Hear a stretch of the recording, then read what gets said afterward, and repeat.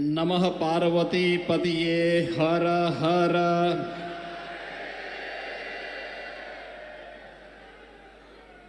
श्री नीलकंठ महादेव मंदिर जालोर के इस भव्य पुनर्स्थापना कार्यक्रम के आज के इस समारोह में मंच पर उपस्थित केंद्रीय मंत्री और जिनके प्रयास से आज मुझे यहां आने का सौभाग्य प्राप्त हुआ है, माननीय श्री गजेंद्र सिंह शेखावत जी, आचार्य स्वामी अभयदास जी महाराज, नीलकंठ महादेव मठ के श्री महंत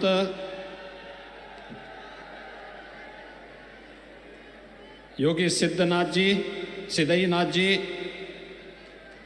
करड़ा पीठ से श्री महंत योगी काशीनाथ जी, जिनकी प्रेरणा से पवित्र कार्य हुआ है, राव श्री मुक्त सिंह जी, राव श्री प्रेम सिंह जी, राव श्री कुशवंत सिंह जी, राव श्री जगदेव सिंह जी, प्रेम भारती जी और भारतीय जनता पार्टी के यहाँ के स्थानीय हमारे सभी पदाधिकारी और माननीय विधायक श्री नारायण चौधरी जी, भारी संख्या में भीनमाल जालोर के इस भव्य समारोह में उपस्थित सभी श्रद्धालुजन, उपस्थित भाइयों बहनों, आज मेरे लिए बहुत सौभाग्य का विषय है कि मुझे 1400 वर्ष प्राचीन इस भव्य मंदिर में पुनरुद्धार के इस कार्यक्रम में आप सबके साथ न केवल इस पूरे यज्ञ को सिद्धि में बदलने के इस आयोजन के साथ सहभागी होने का सौभाग्य प्राप्त हुआ है, बल्कि एक ऐसा कार्य जो 1400 वर्षों के उपरांत होने से एक नया संदेश देश के अंदर जाने वाला है। आप सब जानते हैं कि मर्यादा पुरुषोत्तम भगवान श्री राम ने लंका पर विजय प्राप्त करने की शुरुआत की थी रामेश्वरम में ज्योतिर्लिंग की स्थापना करके, और भीनमाल में श्री नीलकंठ महादेव के इस भव्य मंदिर के पुनरुद्धार कार्यक्रम के बाद यह तय हो गया है कि अगले 1 वर्ष के अंदर अयोध्या में भगवान राम के भव्य मंदिर में भी रामलीला विराजमान होने वाले हैं।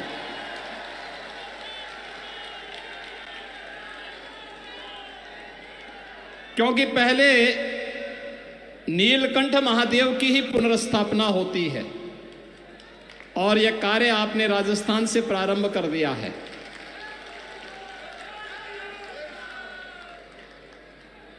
राजस्थान की धरती धर्म और कर्म का, भक्ति और शक्ति के एक समन्वय का केंद्र बिंदु है। धर्म के वास्तविक मर्म को अगर समझना हो तो राजस्थान का आकर के दर्शन करो।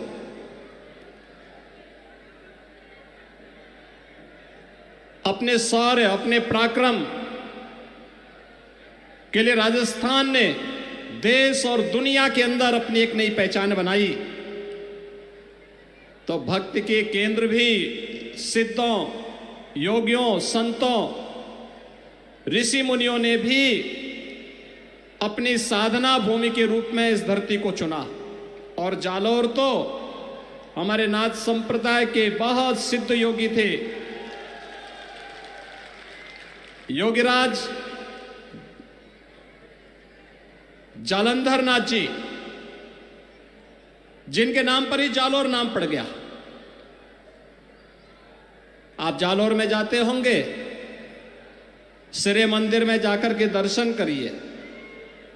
क्या भव्यता है, क्या दिव्यता है, क्या सिद्धि का आध्यात्मिक ओज है, यह भी हम सबको वहां देखने को मिलता है। और जालौर की धरती पर इसी परंपरा को पवित्र करने वाले योगीराज पीर शांतिनाथ जी महाराज का सानिध्य भी एक लंबे समय तक जालौर वासियों को प्राप्त होता रहा। आज वही परंपरा आगे बढ़ रही है और आज मेरे लिए यह अत्यंत महत्वपूर्ण है कि इस मठ में आज सिद्ध योगी पूज्य भलई नाथ जी महाराज के भंडारा आदि का कार्यक्रम भी यहां संपन्न हो रहा है। नाथ संप्रदाय में और योगी परंपरा में संतों सिद्धों योगियों की परंपरा में भंडारे का अपना एक महत्व होता है, वह भी आज संपन्न हो रहा है। मुझे आपके साथ इस कार्यक्रम में सहभागी होने का अवसर प्राप्त हो रहा है। मैं इसके लिए इस पूरे कार्यक्रम में मुझे यहाँ पर आने के लिए आमंत्रण देने के लिए केंद्रीय मंत्री माननीय श्री गजेंद्र सिंह शेखावत जी को, श्री मोप्त सिंह जी को, श्री प्रेम सिंह जी को और उनके परिवार के सभी सदस्यों को मैं हृदय से धन्यवाद देता हूं। और आप सभी भीनमाल के श्रद्धालु जनों के प्रति मैं आभार व्यक्त करता हूं कि आप लोगों ने जो उत्साह दिखाया है, यह उत्साह हम लोगों को एक नई ताकत देता है। पूरी मजबूती के साथ धर्म के पथ पर चलते हुए अपने कार्यों के निर्वहन करने की एक नई प्रेरणा हम सबको प्रदान करता है। और आज मुझे प्रसन्नता है कितना भव्य आयोजन पिछले 11 दिनों से लगातार यहां पर चल रहा है। शेखावत जी अपने व्यस्त कार्यक्रमों में से समय निकाल करके स्वयं लखनऊ आए। मैं उनके आमंत्रण को अस्वीकार नहीं कर सकता था। फिर बीच में उन्होंने फोन करके भी पूछा, कहा कि आपका अभी तक कार्यक्रम पहुंचा नहीं है। तो मैंने कहा नहीं, अब तो मैं जरूर ही वहां पहुंच रहा हूं, आप चिंता मत करिए। और आज भाइयों बहनों, मुझे आप सबके बीच में आने का सौभाग्य प्राप्त हुआ है। यह 1400 वर्ष पुराना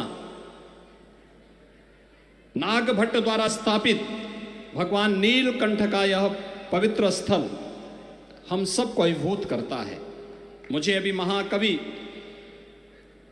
नागभट्ट की प्रतिमा पर भी माल्यार्पण करने का अवसर प्राप्त हुआ था। और मुझे प्रसन्नता है कि पिछले 15 वर्षों से राव मुप्त सिंह जी ने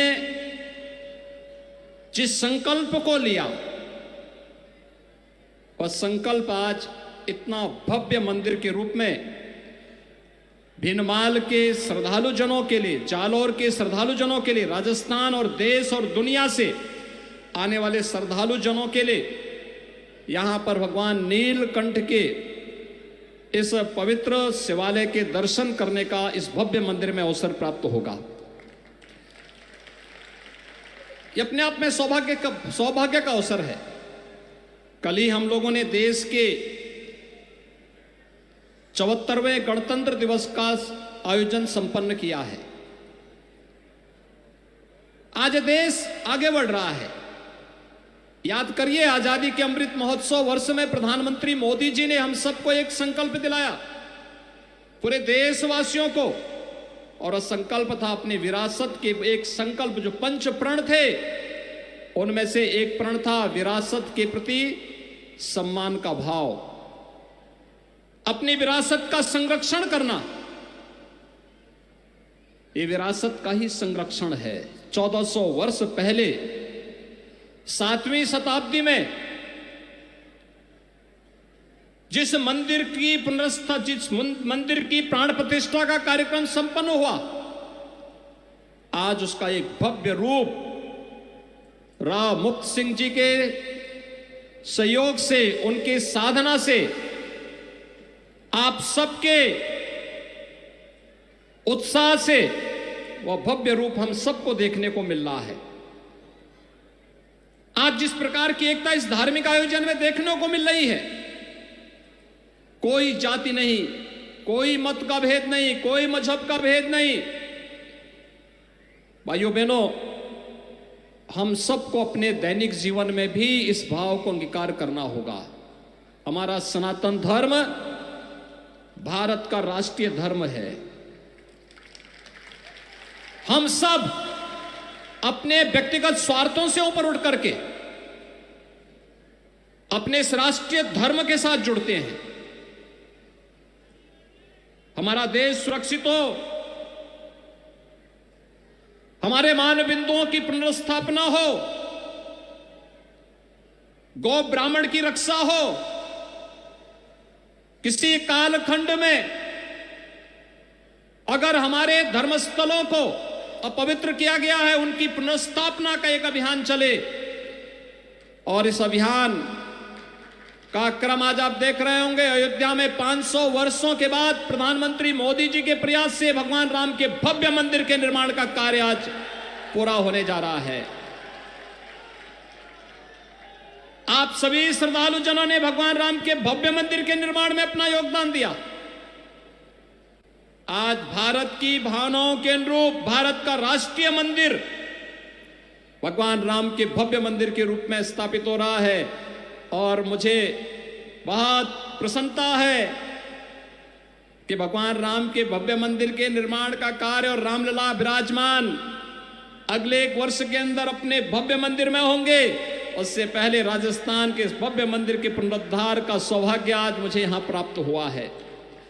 भाइयों बहनों, 11 दिनों से चल रही आपके यज्ञ की जो ये प्रक्रिया है, धार्मिक अनुष्ठान है, आज और पूर्णाहुति में इस भंडारे के साथ यहां पर समारोह की ओर अग्रसर हो रही है। लेकिन जितना भव्य और दिव्य परिसर बनाया गया है, इसकी भव्यता, इसकी दिव्यता और इसकी पवित्रता को बनाए रखने की जिम्मेदारी अब राव मुक्त सिंह जी ने भीनमाल के नागरिकों के ऊपर छोड़ी है। वे सब मिलकर के इसको यही भव्य रूप दें।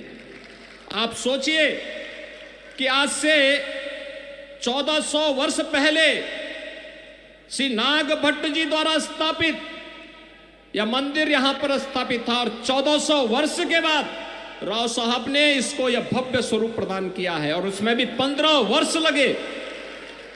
कोई व्यक्ति एक कार्य करता है, 1 दिन 2 दिन के अंदर अपने संकल्प को भूल जाता है। लगातार 15 वर्षों से हमारे यहां भी ये माना गया है, संकल्प के 12 वर्ष होते हैं। 12 वर्ष में अलग अलग प्रकार की व्यक्ति साधना करता है, लेकिन लगातार 15 वर्षों से एक ही संकल्प के साथ जितना भी व्यक्ति अपनी आय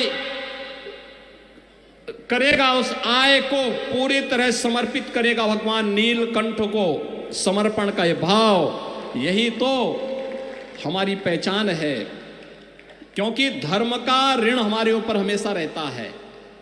हर व्यक्ति ऋषि ऋण को चुकाने के लिए अनेक प्रयत्न करता है। मातृ ऋण को चुकाने के लिए, पितृ ऋण को चुकाने के लिए अनेक प्रयत्न करता है। और यह भी इस धरती के प्रति, अपने ऋषि ऋण के प्रति, धर्म के प्रति अपने कर्तव्यों का निर्वहन करते हुए उन्होंने यह भव्य रूप यहां पर देकर के इस मंदिर को आने वाले 1500 वर्षों के लिए जालोर वासियों के लिए और राजस्थान वासियों के लिए एक मानक स्थापित किया है। लेकिन इसको इस रूप में आगे बढ़ाने की जिम्मेदारी हम सब की होनी चाहिए, पूरे भीनमाल और पूरे जालोर वासियों की होनी चाहिए। यह भव्य रूप बना रहे। अक्सर होता है मंदिर बनाते हैं, परिसर भव्य नहीं हो पाता है, छोटे से स्थान पे होता है। मंदिर बनता है लेकिन मंदिर में जाने का रास्ता बहुत संकरा होता है, या फिर उसके आसपास उस प्रकार की स्थिति नहीं होती है कि उसे एक भव्य स्वरूप दिया जा सके। लेकिन आज जब मैंने देखा मंदिर कितना भव्य रूप है, और ऐसा लग रहा था जैसे भगवान राम का अयोध्या में निर्मित होने वाले जो प्राचीन मंदिर, जो पुराना मंदिर का स्वरूप था, उसका एक रूप यहां पर मुझे देखने को मिला इस मंदिर में। आप सोचे 15 वर्ष पहले यह संपन्न हुआ था, और आज यह मंदिर अपनी पूर्णाहुति के साथ यहां पर भव्य उत्सव के साथ, यज्ञ आयोजन के साथ एक कार्यक्रम आज यहां पे संपन्न हो रहा है। मैं इसके लिए राव साहब के पूरे परिवार को, आप सभी भीनमाल के श्रद्धालु जनों को, मंदिर समिति से जुड़े हुए सभी पदाधिकारियों को हृदय से बधाई देता हूं। अपनी मंगलमय शुभकामनाएं आप सबके प्रति व्यक्त करता हूं। भगवान नीलकंठ से ही प्रार्थना करता हूं, आपको भक्ति भी दे, आपको शक्ति भी दे, आपके जीवन में यश और समृद्धि इसी प्रकार से लाते रहे। इस विश्वास के साथ मैं आप सब के प्रति अपनी शुभकामनाएं देता हूं, अपनी वाणी को देता हूं विराम। जय जय श्री राम, जय जय श्री राम, जय जय श्री राम।